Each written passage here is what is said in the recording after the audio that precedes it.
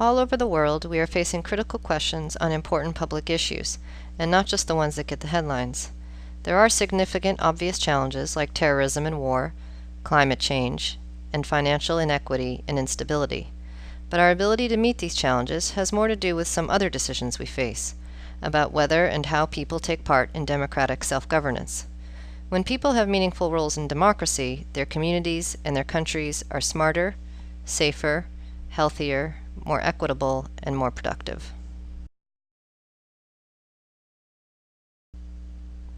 These questions about democracy, what it means and how to make it work, have been around since the dawn of civilization. Liberty and equality will best be attained when all people share to the government and to the utmost. But there are some interesting new twists to these old questions. First, the wave of democratic innovation in the global south means that the older, northern democracies may be falling behind their younger, southern counterparts when it comes to innovation and self-governance.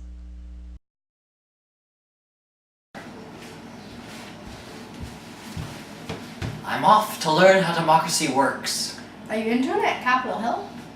No, I'm moving to Brazil. Second, new online tools are giving citizens much greater capacity to understand public issues and influence public decisions.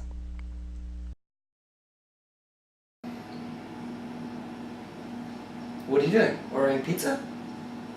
No, I'm vetoing the city budget. Oh. In this era of democratic experimentation, a number of successful innovations have emerged, including dialogue and deliberation, participatory budgeting, Placemaking.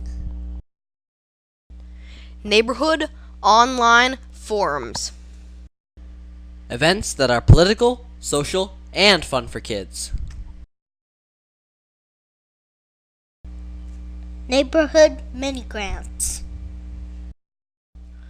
online arenas for problem solving, co-production of public services,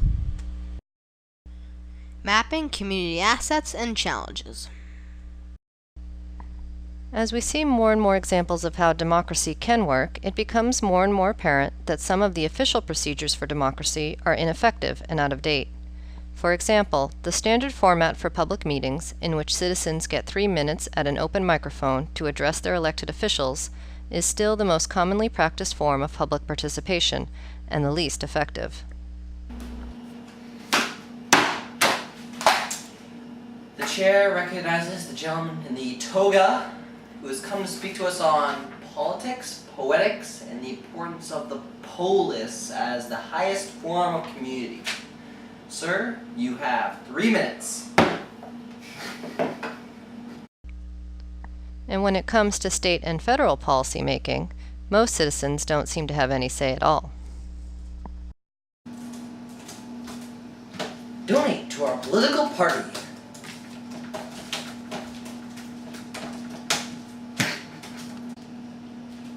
Please sign a petition. Look, we've released more government data.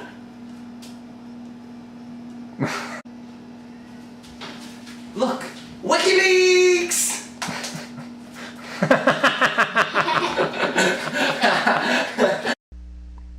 We are faced, therefore, with some old questions for new times. How are citizens to govern? What kind of democracy do you want? What's democracy? What is civics? I don't know, but I hope it's easier than algebra. And we are also faced with some new questions for new times. For example, how do we measure citizenship and civic engagement? How do we develop consistent metrics and indicators that allow people to gauge their progress in strengthening engagement and democracy? I am an active citizen. Alright, let's go. Here we go. We got a height of 45 centimeters. I got a head of 3 miles. And We got a, hitchin. Yeah, left ear. How will citizens get the information they need?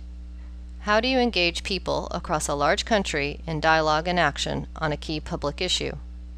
How do we ensure that greater participation leads to greater equality?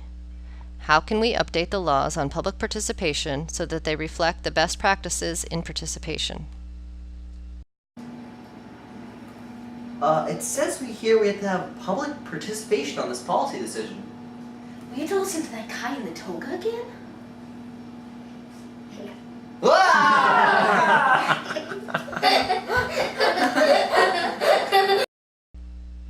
Above all, we will have to decide what kind of democracy do we want? What kind of civic infrastructure do we want to build? What kinds of opportunities for engagement do we want to support and sustain? My community will be resilient. Is that all?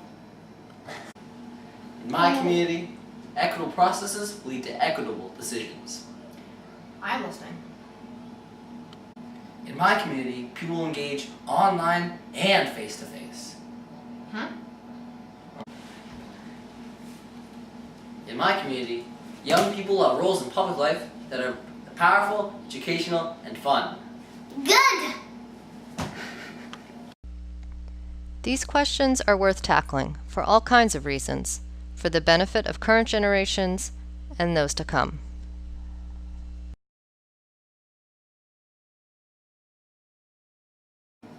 I wonder if we'll ever figure out how to make democracy work. I hope so, because I'm getting too big to be sitting on the counter. Yeah. Oh.